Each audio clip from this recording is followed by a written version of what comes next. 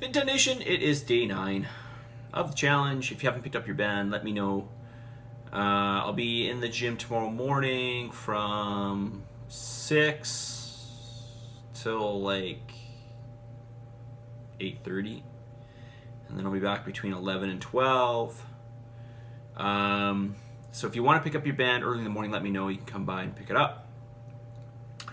Again, I'll be there from 6 until about 8:30 in the morning, and then I'll be back around 11 till 12.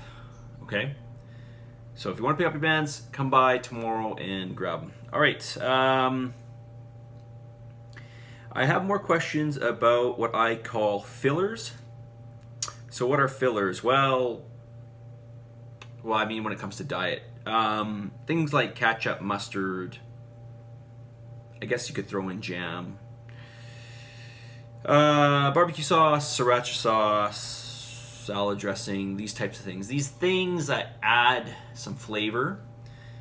I guess you could put condiments in there. I mean, sorry, not condiments. You could put spices or something in there as well. So some of these, or a lot of these, have calories. Mustard doesn't have calories, by the way. If you just get like just regular good old mustard, there's no calories in that. So you just really have to look at you have to look at what's in these things, and generally it's one or both of sugar and fat. So you know, mayo would be another example. So you can have these things. I would just limit them to some degree, okay? And you gotta just measure them out and plug them in to your food app, okay? So that's all you have to do. If you're looking for lower calorie, you can get like sugar-free ketchup. You can have mustard. Like I said, there's nothing in there. The jam you got to be really careful with, because jams are they're basically pure sugar. But you can get like double fruit, or you can get jam that's going to be more fruit than sugar. Just look at the labeling on the side and look at the ingredients, and you know, try to find something where sugar is farther down the line. Like try to find a jam where fruit is mentioned first and then sugar is mentioned afterwards, and not the reverse. Because if you don't already know, which I'm sure a lot of you do know, you know, the ingredients that are listed in terms of most to least. Okay, so but nonetheless, it's still sugar. Okay, even if it's fruit, it's still sugar. But if sugar's mentioned later on, it's probably going to be less sugar dense. Okay. Barbecue sauce, yeah, just be careful with these. Again, can be a lot of sugar. Sriracha sauce, sriracha's not bad. It's actually quite low in calories, so it's a good one to have. Salad dressings are usually fatty. Again, go with the lower calorie dressings. You can go with the full fat ones. Just make sure you include them. But usually they're made with things like soybean oil. You know, soybean oil, or what's another common one? Basically, they're usually made, if you look at the fat source, mark my words when I say this, if you look at the fat source in there, it's going to be a highly polyunsaturated fat, which is like the worst fat.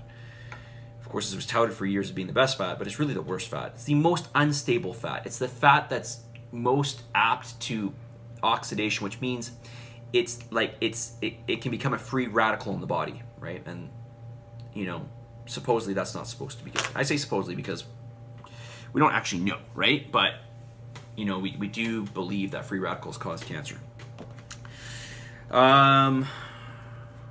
Okay, so I hope that answers your question. Fillers, you just need to be careful with these, okay? Just measure them out. You can have them, but just measure them out, and you put them in your app, and you know, again, they got to count as like anything else would, okay? All right, I already talked about this, but I'm going to talk about it again. How do you split up foods? So you make a chili, or you make a... Okay, I'm going to use this example specifically because somebody asked me. So they made a stir fry with tofu, okay? Or they actually said, or whatever protein. All right, let's just use tofu. So you make a stir fry, you put tofu in there. So you measure out your total tofu, however much that is, and then you put in your vegetables, measure that out as well, okay? So let's say it's, I don't know, 500 grams of tofu, and let's say it's 5 cups of vegetables, okay? You make your stir fry, and you're probably gonna add in a little bit of some sort of fat in there to cook it in, maybe a little bit of butter or coconut oil, which is what I'd recommend. So you got to count everything that you put in there, okay? So put it in your app, or just calculate it by hand, however you want to do it. And then just figure out the total macros for that whole,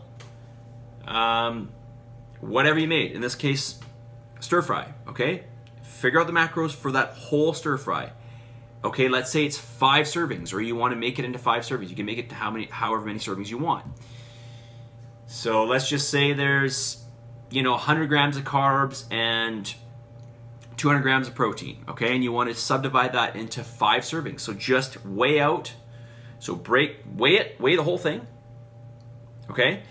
And then subdivide that into equal weights of 5, right? So if it's a total of 50 ounces, then you know that you're going to weigh out, 5 servings of 10 ounces, okay? And then let's just say that it was, 100 grams of carbs and 200 grams of protein. Well, then you're going to get 20 grams of carbs per serving, and then you're going to get, 40 grams of protein in each serving. Okay? All right, if there's some fat in there, then, you got to subdivide that too. All right? So it's just total macros in the pot that you have, okay? Figure out how many servings you're going to make, or what you want each meal to match in terms of macros, or however many macros you want to have per meal, and then subdivide that into whatever that will be. That's all you have to do, okay? Let me know if that helps you. Okay, how many for time? 7 minutes. All right, I got tons of questions here. I'll get into them as the weeks go on. All right, let's get the message of the day.